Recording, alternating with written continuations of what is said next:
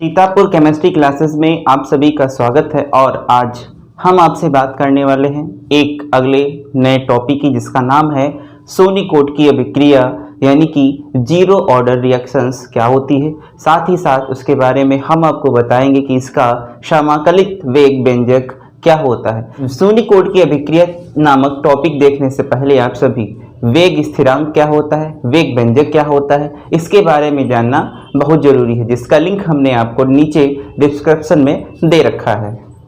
Heading है आपकी सोनीकोट की अभिक्रिया यानी कि जीरो ऑर्डर रिएक्शंस क्या होता है। तो लिखा है, इसमें परिभाषा है इसकी, वह अभिक्रिया मतलब कि वह रिएक्शन जिसका वेग अभिकारक की सांद्रता पर निर्भर नहीं करता है। अभिकारक की सांद्रता से मतलब है आपका कि अभिक्रिया चाहे वो प्रकाश की उपस्थिति में हो, चाहे प्रकाश की उपस्थिति में हो भी या ना भी हो, या फिर हम कहें कि उसमें अभिक्रिया तीव्र गति से हो रही हो या मंद गति से हो रही है, सीधा सीधा मतलब है कि जो रिएक्शंस होगी वह अभिकारक की सांद्रता पर निर्भर नहीं करती। जैसा हमने आपको पिछले वाले वीडियो में बता रखा है कि A प्लस बी गिब्स क्या बना था, C प्लस डी बना था। तो हमने आपको इतना कहा था कि यह हमारा क्या है, अभिकारक है, और हमने आपसे कहा था कि यह मेरा उत्पाद है।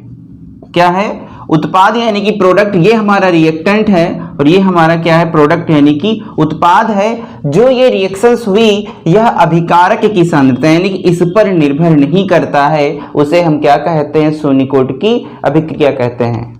जैसे हम देख लें, एग्जाम्पल क्या है हमारा, H2 प्लस Cl2 गिब्स। प्रकाश की उपस्थिति में यह रिएक्शन होगी और प्रोडक्ट क्या बन रहा है, 2HCl यानी कि हाइड्रोजन क्लोराइड बन रहा है। तो जो यह रिएक्शंस है इसके अभिकारक कौन से हुए, ये मेरे अभिकारक हुए, ये मेरा क्या हुआ, उत्पाद हुआ। तो फिर जो ये अभिकारक है, यह अभिकारक की सांद्रता यानी कि अभिक्रिया का वेग जो होगा वह अभिकारक यानी कि इस पर निर्भर नहीं करेगा। दूसरा एग्जाम्पल हम देख लें, H2 प्लस Br2, यह भी प्रकाश की उपस्थिति में यानी कि Hµ लिखा है, प्रकाश की उपस्थिति में रिएक्शन होगी, वो क्या बनेगा, 2HBr। ये पहला, ये क्या हो जाएगा, दूसरा। यह भी क्या होगा, प्रकाश की उपस्थिति में इसकी रिएक्शंस करा रहे हैं, तो ये मेरा क्या है, अभिकारक है। अभिकारक की सांद्रता पर निर्भर नहीं करती, उसे हम क्या कहेंगे, सोनीकोट की अभिक्रिया कहते हैं। इसमें हमने लिखा है कि जो यह उपरोक्त अभिक्रियाएं हैं, क्या है, यह उपरोक्त अभिक्रियाएं हैं प्रकाश की उपस्थिति में। क्या लिखा है, प्रकाश की उपस्थिति में यदि बंद नली में, ये मान लो चारों तरफ से मेरा मार्कर बंद है, तो ऐसे क्या हम मान ली यह बंद नली हो जाएगी। बंद नली में जल के ऊपर कराएं तो सोनीकोट प्रदर्शित करते हैं, यानी कि जल के ऊपर यह रिएक्शन हम कराएंगे तो सोनीकोट की अभिक्रिया प्रदर्शित करता है। हेडिंग है हमारी सोनीकोट की अभिक्रिया का समाकलित वेग समीकरण, और इसमें हम मान लें कि यह मेरा अभिकारक है और अभिकारक से क्या बनता है, उत्पाद बनता है। यह सभी आपको पता है। यह क्या है, हमारा अभिकारक है, अभिकारक है, और ये क्या है, हमारा उत्पाद है। कोई भी यह एक रिएक्शन है और इस रिएक्शन में हमने मान लिया कि टाइम जो है वह हमारा शून्य है, यानी कि ये मान लेता हूं कि टेस्ट ट्यूब है और इस टेस्ट ट्यूब में क्या करें, हम कोई रिएक्शंस करें और कोई भी रिएक्शन में कोई भी उत्पाद आपका न बन के तैयार हो, तो मान लेता हूं कि इसमें टाइम हमारा क्या लगा, शून्य लगा। अभिकारक में क्या करते हैं, मान लेता हूं कोई ये जो स्मॉल a लिखा है, यह हमारा a जो होगा वह अभिकारक है और यह इसकी क्या होगी, सांद्रता होगी। अभिकारक की क्या है, यह सांद्रता है, और जो उत्पाद बना वह आपका कुछ नहीं बना, यानी कि शून्य, नो रिएक्शंस हुई। जब पहला पार्ट आप समझिए कि टाइम हमारा क्या है, शून्य है, बिल्कुल शून्य का मतलब 1 सेकेंड, 1 मिनट, कोई घंटा, कुछ भी नहीं, किसी भी रिएक्शन इस शून्य टाइम, शून्य समय में कोई भी रिएक्शंस नहीं हुई है। फिर हमने मान लिया कि T बराबर हमारा T, इसका मतलब क्या हुआ, लिखा है हमने T बराबर टी, तो इसका मतलब यह हुआ कि कुछ समय इस रिएक्शंस में लगा हुआ होगा। टी बराबर टी लिखा है, इसका मतलब यह हुआ कि कुछ समय इसमें लगा हुआ होगा। जब इसमें कुछ समय लगा हुआ होगा तो कोई ना कोई रिएक्शंस हुई होगी, और जब कोई ना कोई रिएक्शंस हुई तो ये अभिकारक हम मान लेते हैं ए नॉट है।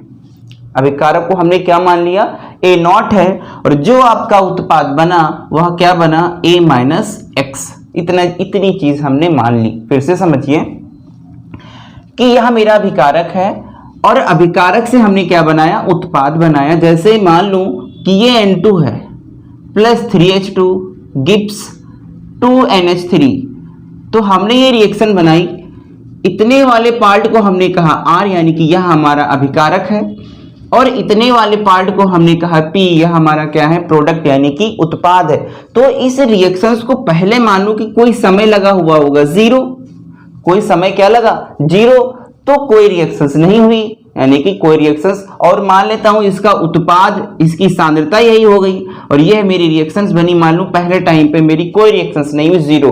फिर क्या हुआ, हमने कहा आपसे कि T बराबर T मान लो। हमने कहा आपसे T बराबर, इस T का मतलब समझो क्या है, इस T का मतलब है कुछ भी समय लगा। इस T का मतलब तो समय हो गया, लेकिन इस T का मतलब है कुछ भी समय लगा हुआ होगा। वो अंडरस्टूड है, आपको भी नहीं पता, हमको भी नहीं पता कि कितने समय में आपकी रिएक्शन तीव्र गति से हो गई या मंद गति से हो गई। तो जो इसमें हमने अभिकारक माना वह हमने मान लिया, ए नॉट मेरा अभिकारक है, और जो आपका उत्पाद बना वह क्या बना, ए माइनस एक्स। मान लो कि यह मेरा अभिकारक है, और कुछ समय पश्चात हमारा क्या बना, 2NH3 बन के तैयार हो गया।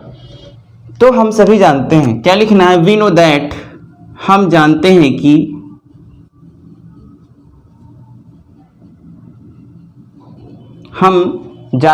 कि किसी पदार्थ की क्रिया करने की दर उसके प्रारंभिक सांद्रता के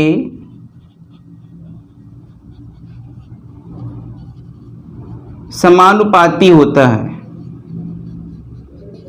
उसकी प्रारंभिक सांद्रता के समानुपाती होता है, ये आपको पता भी है, हमने आपको बता भी रखा है। क्या लिखा है, हम जानते हैं कि किसी पदार्थ की क्रिया करने की दर उसके प्रारंभिक सांद्रता के क्या होता है, समानुपाती होता है। पहला वाला जो पार्ट मैंने लिखा उसमें कोई रिएक्शंस नहीं, उससे यानी आपका कोई लेना देना नहीं। लेकिन जो दूसरा वाला ये मैंने लिखा है इसमें रिएक्शंस हुई, तो प्रारंभिक सांद्रता का मतलब है इससे।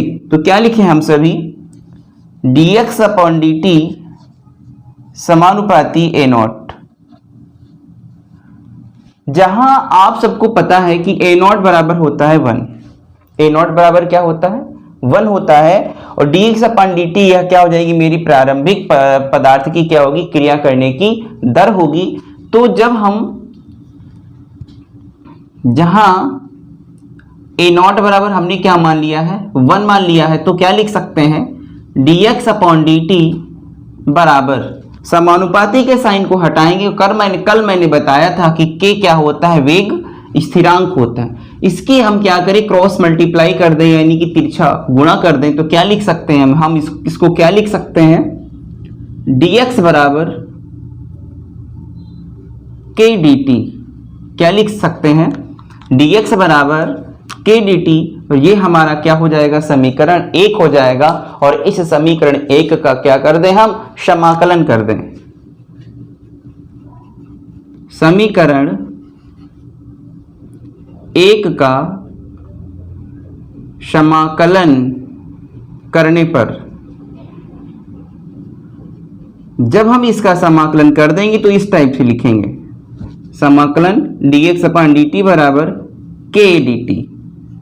ठीक, इतनी चीज आपको समझ में आई। और जब इसको हम सॉल्व करेंगे तो क्या आएगा, इस वाले पूरे पार्ट को हम सभी लिखेंगे, x बराबर kt प्लस c, इसे मान लेंगे समीकरण 2। समाकलित वेग समीकरण को सॉल्व करेंगे। समीकरण ए का जब हमने समाकलन किया तो ये पार्ट प्राप्त हुआ और इस पार्ट को सॉल्व करने पर क्या मुझे मिला, x बराबर के टी प्लस सी।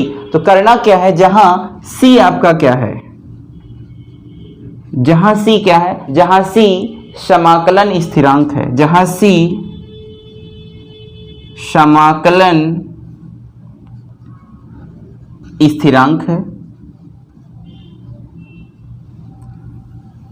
जब हमारा c समाकलन स्थिरांक है तो अगर हम मान लें कि यदि माना x बराबर भी आपका 0 हो जाए और t बराबर भी आपका क्या हो जाए, 0 हो जाए, तो ये दोनों वैल्यू इस समीकरण 2 में रख दो। x व t का मान समीकरण 2 में रखने पर रख दो। x बराबर 0 बराबर k इंटू 0 प्लस c, तो c बराबर क्या निकल के आएगा, 0, और c का मान क्या करो, फिर से समीकरण 2 में रख दो। c का मान समीकरण 2 में रखने पर, जब हम c का मान समीकरण 2 में रख देंगे तो क्या बन के बन जाएगा, x बराबर दिखाई दे रहा होगा आपको, x बराबर के टी प्लस 0। तो इसको क्या लिख सकते हो, x बराबर के टी लिख सकते हैं, हम क्या लिख सकते हैं, x बराबर के टी लिख सकते हैं, और k बराबर लिख सकते हैं हम सभी x अपॉन टी। क्या लिख सकते हैं, x अपॉन टी।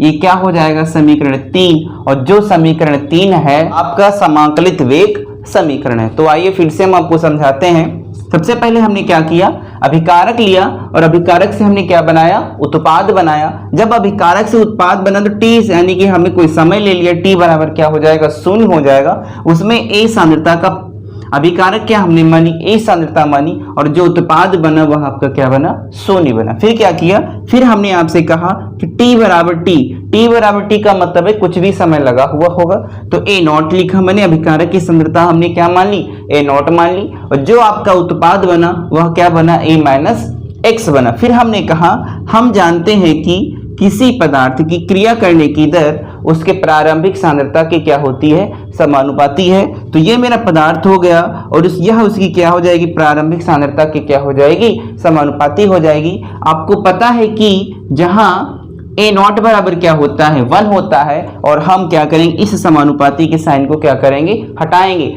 जब समानुपाती के साइन को हटाएंगे तो उसकी जगह हम क्या लाएंगे, के लाएंगे, और k क्या होता है आपका, वेग स्थिरांक होता है। फिर क्या किया हमने, इसकी इस टाइप से क्रॉस मल्टीप्लाई करा दी। जब हमने इसका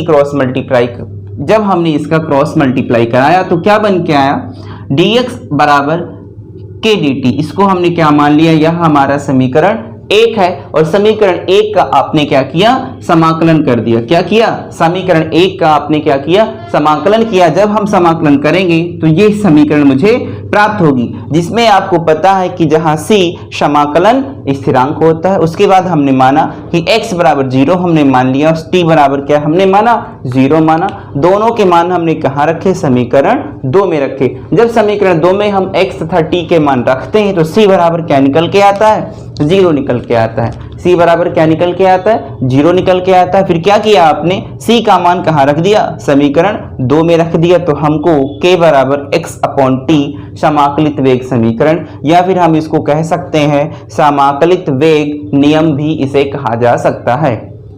उम्मीद करते हैं कि आपको हमारा वीडियो पसंद आया होगा, इसलिए आप सभी हमारे वीडियो को लाइक, शेयर तथा चैनल को सब्सक्राइब जरूर करें। Thanks for watching.